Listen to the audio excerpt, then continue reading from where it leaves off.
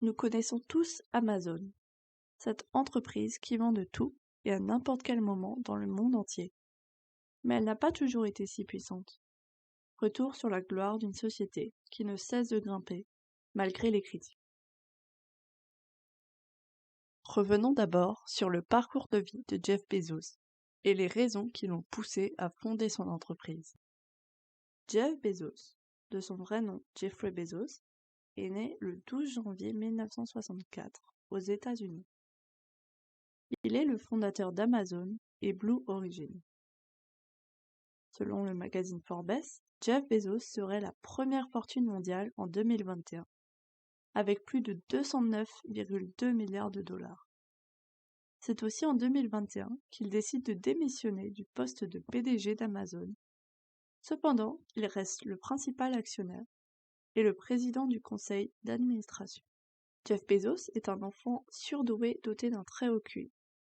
C'est lorsqu'il est encore un lycéen qu'il fonde sa première entreprise. Par la suite, il se voit diplômé de l'université de Princeton en sciences de l'informatique.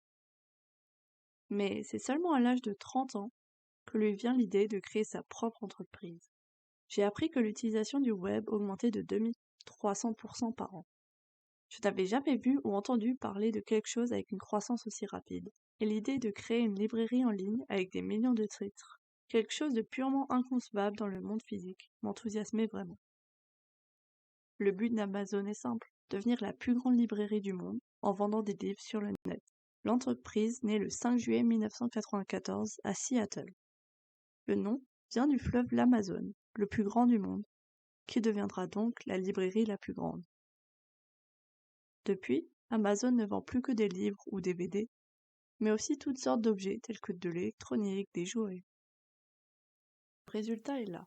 Quoi que vous cherchiez, vous le trouverez sur Amazon. C'est pour cela que c'est la plus grande entreprise mondiale de vente en ligne, avec un chiffre d'affaires s'élevant à 280,5 milliards de dollars. Son succès est dû à ses pratiques et technologies innovantes. Amazon a su s'adapter au fil des années, créer une stratégie de vente qui marche et comprendre les besoins des consommateurs. Il faut tout de suite et au prix le plus bas. Amazon est une entreprise qui rayonne internationalement. Plusieurs raisons expliquent cela. Amazon voit son patron aux commandes d'une des plus grosses multinationales mondiales, en gagnant presque 40% en bourse chaque année pendant 20 ans. Amazon a une stratégie pour s'ouvrir au marché étranger et conquérir le monde. L'entreprise a misé sur beaucoup de domaines, comme le domaine bancaire, de la santé ou des objets connectés, dans le but d'attirer toujours plus de clients par le soft power. Mais elle aspire à s'élargir davantage.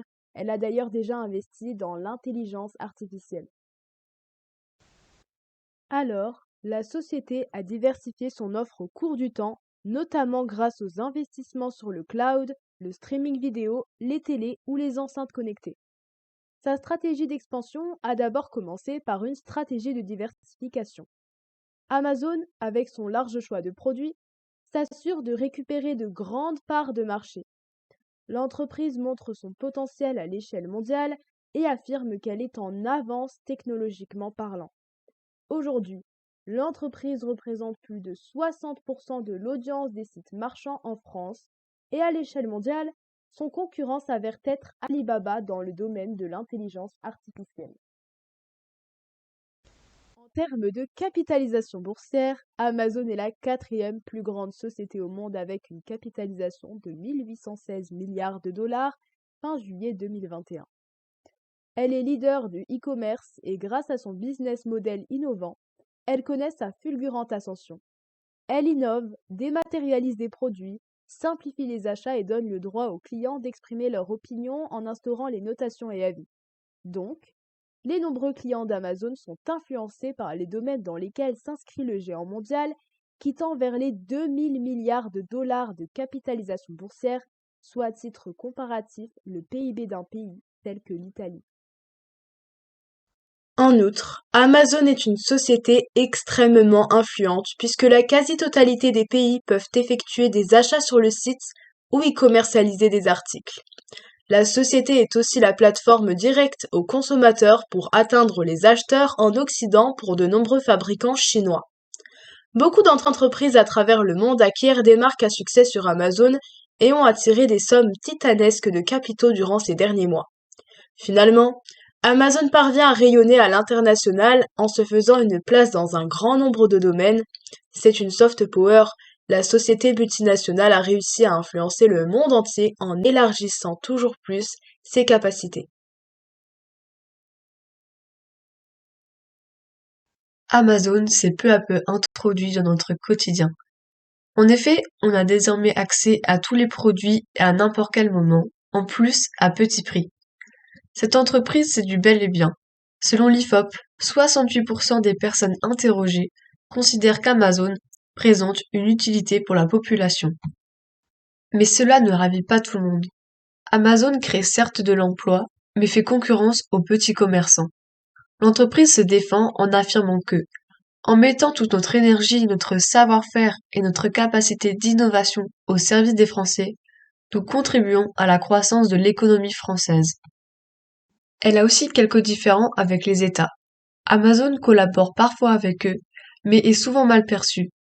Par exemple, elle est souvent accusée de fraude à la TVA française ou encore à la Commission européenne pour non-respect des principes de concurrence des marchés en ligne ou traitement de faveur avec certains vendeurs. Elle ne paierait pas non plus tous ses impôts, ce qui lui a valu un redressement fiscal de 252 millions d'euros en France. De plus, le chiffre d'affaires d'Amazon dépasse celui de certains États, accentuant ainsi les tensions puisqu'il y a une sorte de concurrence entre les deux. Cependant, Amazon ne peut pas beaucoup riposter. Les GAFAM dépendent des États, subventions, politiques fiscales ou encore contrats publics, sans lesquels l'entreprise ne peut pas poursuivre son activité. En matière de protection des données, Amazon est là aussi loin d'être exemplaire. Sur son site, elle garantit la protection de nos données, mais elle n'est pas aussi parfaite qu'elle le prétend. En effet, l'entreprise a été condamnée à une amende de 746 millions d'euros au Luxembourg en 2021 pour non-respect de la réglementation européenne sur les données privées des internautes, même si Amazon nie et a fait appel. Cependant, l'entreprise américaine avait déjà été condamnée par la justice en 2020 à 35 millions d'euros d'amende par la Commission nationale de l'informatique et des libertés pour non-respect de la législation sur les cookies, les traceurs publicitaires. Pour freiner la course d'Amazon, le 8 janvier 2014, le Sénat français a adopté une proposition de loi visant à encadrer les conditions de la vente à distance des livres. Cette mesure porte notamment sur une interdiction de la livraison gratuite pour les livres, afin de ne pas léser les librairies indépendantes. Mais Amazon a réussi à contrer la loi. Pour les ONG, ces quelques mesures sont loin d'être suffisantes. Attac, les Amis de la Terre et l'Union syndicale solidaire ont d'ailleurs publié un rapport dans lequel elles dénoncent un modèle d'impunité, des conditions de travail déplorables, une évasion fiscale massive et surtout de très lourds impacts environnementaux. Jeff Bezos a conquis la planète grâce à la création de la firme internationale qu'est Amazon. Elle exerce un soft power sur le monde entier en élargissant continuellement les domaines dans lesquels la société s'inscrit. Mais ce succès ne profite pas aux petits commerçants ainsi qu'aux États qui parfois ne génèrent pas autant d'argent qu'Amazon. Sans oublier la sécurité des données, qui ne s'avère pas si sécurisée que ce que l'on croit.